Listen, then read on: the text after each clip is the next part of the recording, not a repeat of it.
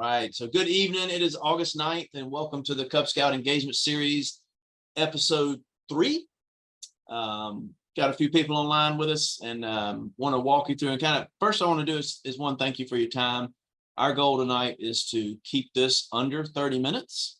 And hopefully you walk away with this with some what I call nuggets, things that you can apply and put into your programs. While we're doing introduction, if y'all could just drop in the chat which pack you're with, or if you're with a troop, although this is focusing on packs, but I would think, Bert, this can definitely apply to any program. Absolutely. That we're doing. But drop in the chat where you're from so we know where you are. And then we just, with Bert and I talking, we wanted to create something that was fun, quick, and easy for leaders to join and learn about tips and trades of how to turn our parents into helpers. And then we start with that, and then it's kind of the gateway to get them into den leaders. But that doesn't mean they always have to be den leaders. You can run packs with all kind of helpers. Isn't that right, Bert? Absolutely. You need helpers that are doing parts of a job. That's it needs to be a team of leaders. I tell you, this is my favorite. I always love seeing this slide because this is all too common. I was one of these parents on the left. When my daughter joined, I sat in the back, and I was checking my phone and doing things. And I don't think I was going to do anything until somebody asked me. And so obviously the goal is to get from the left on my screen to the right, where there's active parents. And I think you'll hear some stories later on tonight about that. And it actually creates a much better, stronger program. And I've told Ben, I'll share with everyone, I've spent from 8 o'clock in the morning to 4 o'clock this afternoon at a registration day for the school that our troop and pack recruit from.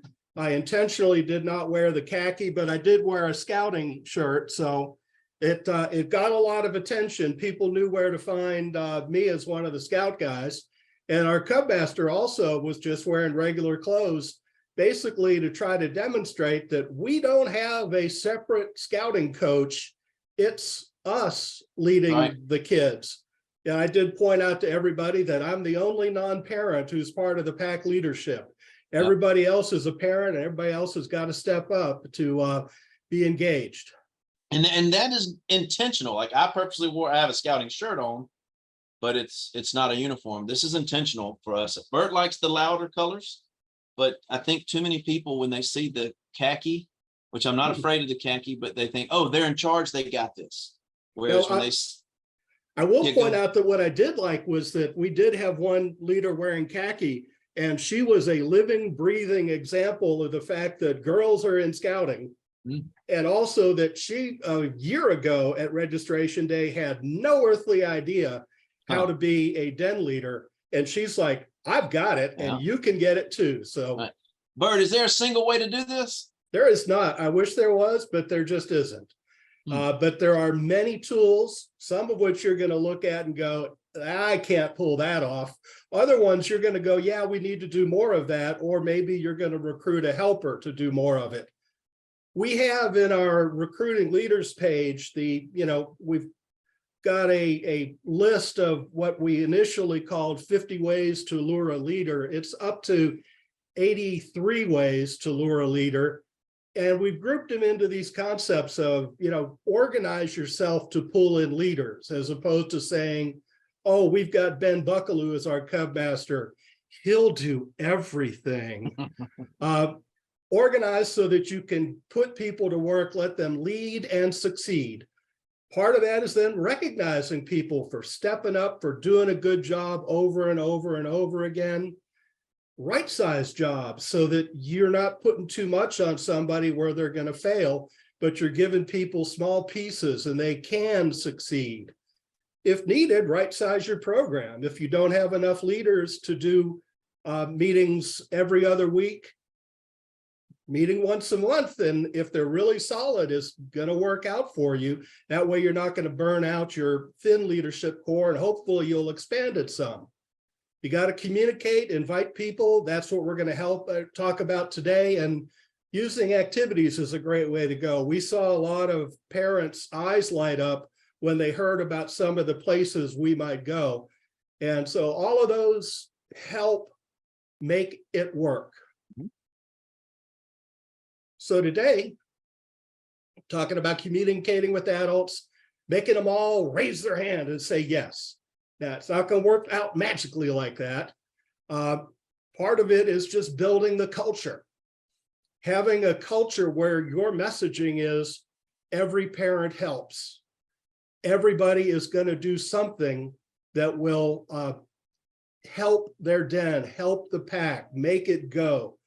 And we have an example of an Every Parent's Help policy. It's one of the downloads on this recruiting leaders page. And we'll open up that page in a bit when we get to another download that we have there. But you can make that part of the rules about joining your pack, that if you're going to be part of our pack, you've got to help be an active den leader, twice a year. You've got to help be part of either be a registered leader or be an active member of a team, whether it's the Pinewood Derby for those dads who are going to get hyper competitive about it anyway, or helping cook on the camp out, or helping put on a blue and gold banquet. Everybody's got something they can do. And key thing is let's get them involved, because we're not here to give a great hour a week or hour every other week for kids. We're here to build stronger families through scouting, turning those parents into people who are leading and succeeding, helping their kids' den, getting praise for it by the den leader, by the cub master, so that their kids look at mom and say, wow, I'm so proud of you. Everybody loves you. Not everybody can be a den leader or cub master, but they can be on the committee, or they can be helping on a team. Ben? Yeah, and I was going to say, Bert, you may have heard this, and all the other guests probably did too. You might say, oh, it's for back in the day, it's for the boys. You ever hear that? Or it's for the scouts. Yep. And even in my early age time in scouting, it rubbed me the wrong way. Not because it wasn't for the scouts, but I wanted people to say it's for the families. And we're not just in the youth development business, we're in the family development business. So I think we all on this call would agree that families benefit for being a part of it. And it's because they're all bought in and helping out. And I know Bert laughs at me every time when just his point, like, you don't have to be a den leader or a co-den leader. I always joked and said, you can be in charge of bathroom breaks. And people look at me like, what? Are you crazy? Different strokes for every folks. You got to know what their skills are. And if somebody's brand new, and you got to make sure you're protecting the church or the building that you're in, and you can't just have everybody running wild. But the point there is gives everyone a job or a responsibility to be a part of. You betcha. And, in terms of the concept of building stronger families through scouting, I probably had 20 conversations today where, number one, I fessed up to the fact that my kids are old, but also that being involved with them, just camping with them from when they were, in first and third grade on a Cub Scout camp out to going to Philmont 11 years ago, it brought us closer together. Those things that we did are the things that when I'm with my sons, they talk about still. So we want more families to have that experience. Now, I think I touched on this one just quickly about finding where people's strengths are, also finding where their passions. It's amazing the amount of resources we have in our packs of the people. It just takes a second to learn what they do, and then put them where they're the strongest and what they like doing. If you got somebody that's really, really good at woodworking, instead of putting them in charge of the spreadsheet, have them do some woodworking. Now, some people who may do that for a living may want to take a break and enjoy the spreadsheets. But I think the piece here is you got to get to know your parents, let them know and utilize their expertise and where their passion is. And I found that when people get to doing things because they want to do it, they go above and beyond in the task that they're doing. Yeah, I think that's absolutely right. Everybody's got something they can do. Everybody's got something that maybe they used to do before kids that maybe they'd like to get back into again. And just because your pack didn't do it last year doesn't mean your pack can't do it this year. I'll throw out a great example. I think that we probably have a lot of parents, not all of our parents, who like to go running. They like to jog.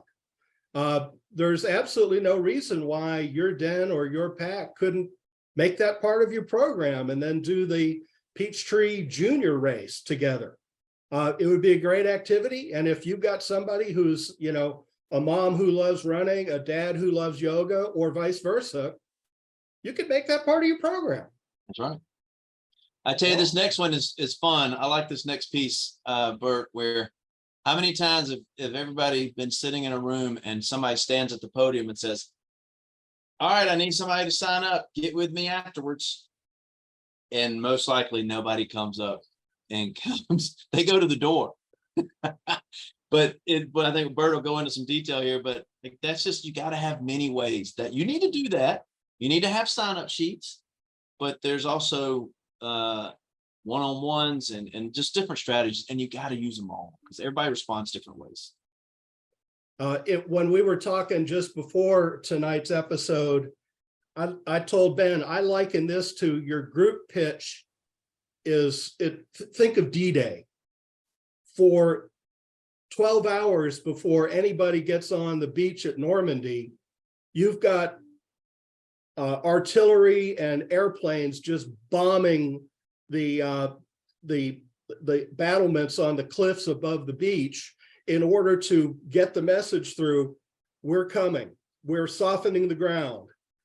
There's probably, you know, written messages that were going. I mean, you could imagine they probably didn't have this with a plane with a banner that says "Surrender, Dorothy" on it, but they could have. They probably had some broadcasts, you know, telling the German soldiers to surrender. But then when you do have to go in one-on-one, then you can really focus on what you're trying to hit there. But softening up the group, you're just letting the group know, here is how our pack is going to operate. Every parent has to help. You put out the detail on that.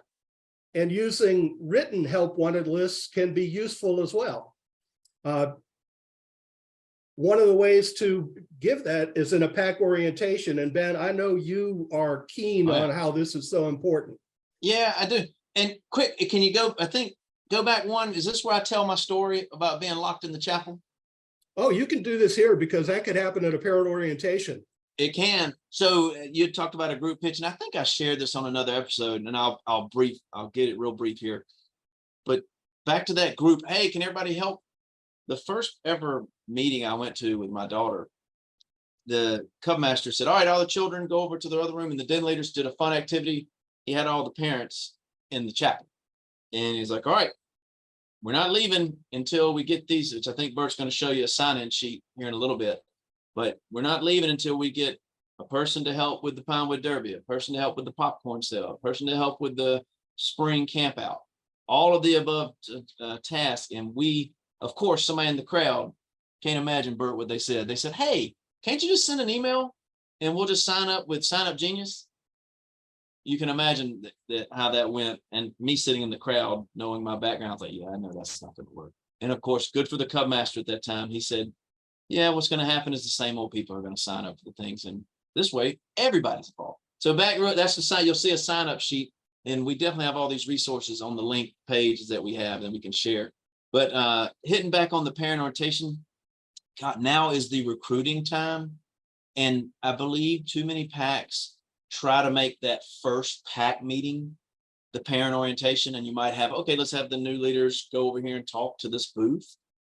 I would encourage every pack to have a standalone parent orientation and explain all these roles, things like everyone helps, everybody needs to be registered, everybody does their part, and be the number one primary responsibility and objective of that meeting.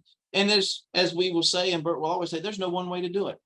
You can do it in Zoom, you can do it in person, you could do it at a fun activity, you can do all kinds of things. But I think the main takeaway is to clearly explain to your parents what the expectations are and to find out what their strengths are and get them involved. But a huge fan of the parent orientation. The key thing, like I said, stand alone. Do your recruitment night. Next week is the parent orientation. And our PAC is going to be doing one this year as a side item at a pool party. So when it's time to talk to the parents, some of the den leaders are going to be, lifeguarding the kids, and the rest of the parents and leaders are going to get the orientation speech. So it's going to attract more people because they're coming expecting their kids to splash, and they're going to get some food for lunch. But they're also going to get the sales pitch. We're selling timeshares here, and this is going to be your share of time putting in to help the kids. Yep. So sign-up sheets, I've got an example here. I'm going to show you where you could pull down this version on the right. It's a Word document on the Atlanta Area Council website. So let me switch what I'm sharing and go to. Yep. While you're doing page. that, okay, you're gonna already have it. I was just gonna share. Don't hesitate to post these things up and share it. Who's doing what? And if you have the blank spots, let it be known where your blank spots are, because that person that might be a little shy, that might not step up, might see it and say, "Oh, that actually sounds fun. I could do that." So you need to publicize. I think we may have covered that in another session about having it out there, what's needed and what's covered. It's probably one of the 50 ways, but the downloads on this Turning Parents into Leaders page are here. And like I mentioned, the Every Parent Helps commitment, that's a Word document, revise it to fit. We'll talk in a minute about den leader recruiting scripts. Frankly, that's part of the group message. If you're sitting with a den or with the whole pack, the den that already has a den leader, that script would be, we need assistance. The den that has no leaders, there's a version of the script that says, we have no leader, we're going to have a leader. Be great if everybody pitches in to help, then somebody can say, I'll take your help. I'll be the leader if everybody follows through. But one of the PAC leadership and volunteer roles chart that I had on that screen, this Word document, you could click download. I already did so that I don't have to wait on the computer. And let me pop that up here.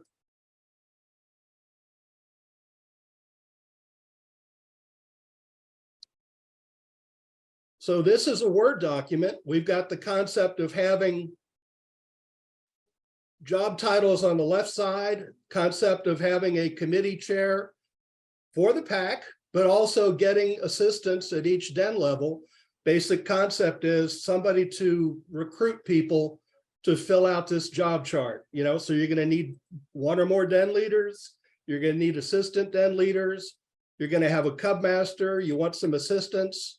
You want an activities team. You want a membership team. You want a fundraising team. You want a communications team, advancement, Pinewood Derby, individual events, depending on what your calendar of activities are. You need sort of an event champion or leader coordinator for the various events you're going to have. Other PAC roles to make it happen, like a treasurer, social media, somebody coordinating service projects, a PAC paparazzi. I should have used that instead of photos and videos. And then this is a part I really like, is when we get like a month or so into the program and we've had people volunteer because they raised their hand at the orientation meeting, or they agreed in a one-on-one chat afterwards, we'll go ahead and list all the other parents who on this are called unassigned and not exempt. Spouse of a den leader and cub master, we make automatically exempt. If somebody says, I'll help, but they haven't said how they'll help, we'll list them too. But we ask everybody, we're here to help, and please move yourself off the wall of shame so that you are showing everybody how you're helping. We don't call it the wall of shame when we're talking with parents, but I don't care if a parent says, well, my name is listed as unassigned. That you need to take me off. I can say, I can take you off in a minute. All you have to do is help out. So That's right. that's that's a way to do it. And then you can update that with your however you communicate, whether you have a website or just send out emails. When you're doing a message to your den or your pack, you can, number one, congratulate those who signed up, make a big deal about that, but also highlight what could be the big roles you need filled. Now I've got another gimmick, and I call it a gimmick. Yeah. Here's an idea that I didn't make up. I like almost everything. I heard about it from somebody and I thought that's a great idea. If you put every parent's name on like a board or a wall, whoever's showing up at your pack orientation, so that one name for one person in the room, and then have another board or wall that has a sheet of paper or some sort of chart for every open job that are key to fill today. You give people the pitch, describe what they are, and then have a quick walk around, and everybody's got to put their name somewhere so that they are taking a job. You can take that, kind of a step further. If nobody puts their down for bear den leader, when you don't have a bear den leader, then you basically pull the third graders aside and maybe go over that we need a den leader talk with them a bit. If you are putting up event activities like coordinate Pinewood Derby, be on Pinewood Derby team, if nobody puts their name up there, you ask, do we really want to have a Pinewood Derby this year? It can't happen unless we get some help. Cubmaster Ben Buckaloo is awesome, but he can't do everything. He needs some people to be on the Pinewood Derby team. I like this one. It's also interactive. People get to see it and be a part of the process. It's good. And there's different ways to do it. This is the pastel colored Post-it note version. I've heard of people who will have each parent do a handprint on a 8.5 by 11 paper, put their name on that, and that's what they have to put on a team list or on the wall for being a den leader or Pinewood Derby coordinator. I've heard of another pack that actually used giant paper and had the full body silhouette of each parent with their name on it, and they taped that all around the school cafeteria, and they had the similar thing where each parent had to write under their name what roles they would help out with. And then during the meeting, during the social time where there were some folks who were reluctant, those were targets for the one-on-one ask to find a way to get them connected. Yeah, I was going to say, I was looking at the time, trying to keep us honest. We got about 4 minutes. But yep. Do you want to talk quickly about the talent survey? Yeah, I think I got a couple things here, but we've referenced this earlier about getting to know your parents, knowing what they do. And I even see Steven said they're going to do their surveys out next week or next month. I can't remember what, but he's getting ready to do that. But you should definitely do it. And it doesn't always have to be surrounded around their expertise. It's also what they like doing. And so you definitely should do this as part of your parent orientation to get to know everybody. And then if you learn, you basically create yourself a prospect list. And then it leads me into the next slide here, where it says kind of making the ask and following up and getting people to say yes to helping out.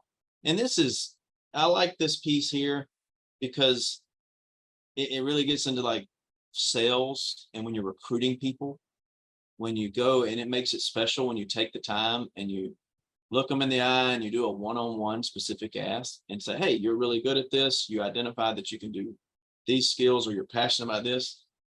I'd like for you to take on this role. The one-on-one also allows you to get to know that person and answer questions specifically and lay out very clear expectations. I think it's very helpful to do that. And it also helps it kind of puts a bookend on that part, to where I think we've all in this world been asked to do something and it's been a little unclear. And the clearer you can lay it out, I think the better for that. And then you'll see the in-person piece for a critical job, I think it is really good to do it in person.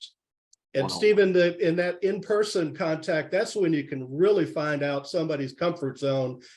Also, almost as important is when you're talking with a person one-on-one, you can find out your comfort zone, because you're going to meet some parents where you're going to think, nah, probably not leading kids material, but maybe we'll find a, back of the organization role where they can help, cook or do the derby.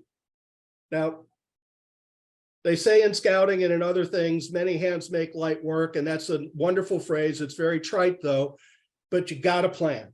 You've got to figure out what are the things we're trying to do and how can we slice off small pieces of it so those 6 hands can work together and put on something. It could be as simple as, like, if you ask somebody to run a den meeting, if you ask one person, hey, could you run a den meeting? It's just 1 hour of your time. That's a lot. But when you look at what makes up a den meeting, you might be able to slice and dice that a little bit easier if you plan ahead a little bit. And I'm going to go back to another page on the Atlanta Area Council website, where I'm going to pull a resource that actually has the talent survey. And it's actually in the advancement section on Cub Scout advancement. And it's in the Bobcat rank advancement page, because there is a Bobcat resource page that's going to give you lots of ideas and plans. And one of those will be a plan that breaks up the a first meeting that you might do into small pieces that parents could lead. It's going to have the general introduction about how you do a meeting, but the concept is a den leader, or frankly, a mentor or cub master who's coming in to lead a leaderless den, could bring this, assign people to do different parts of the meeting. Somebody does the opening, somebody does talk time, somebody leads the code of conduct chat. You have different parents doing the Bobcat pieces. Maybe you do a craft, maybe you do a game. And then there's resources here like ideas for a code of conduct for that discussion, a potential scrapbook page if you want to do that. And here's the talent survey. If this is your first meeting plan and you haven't done a survey, you might want to get that in the hands of some parents. And so that's sitting linked through our Bobcat resource page on the Atlanta Area Council website. And we've got all sorts of meeting plans that for the required adventures, Tiger through Weeblos, that have that same concept. Here's another gimmick I like, job cards. If you took the parts of running a den or a pack and put them on separate cards, you could hand them out, let people trade and find a role they like. Or if you've got a situation where the Cub Master is doing it all, see what it's like if you deal all those cards onto the Cub Master. Even better, for each job, throw that at the Cub Master and say, Cub Master, you need to bring snacks. You need to plan award ceremonies. You need to lead games. You need to take pictures of everything. You need to lead the camp out. You need to lead the day hike. You need to be the den leader for one of the dens. And can the den leader juggle all those balloons? I think not. But if you get people to help, it'll be much more successful. I was going to share real quickly. It's amazing if you've ever done that exercise. Watching the room, I've actually seen people in the room step up and help them balance the balloons without being asked. And in your debrief, if you can address that and just point that out, it's very powerful. And it works the same way, whether you're balancing balloons or doing the pack. So it's just interesting watching that exercise unfold.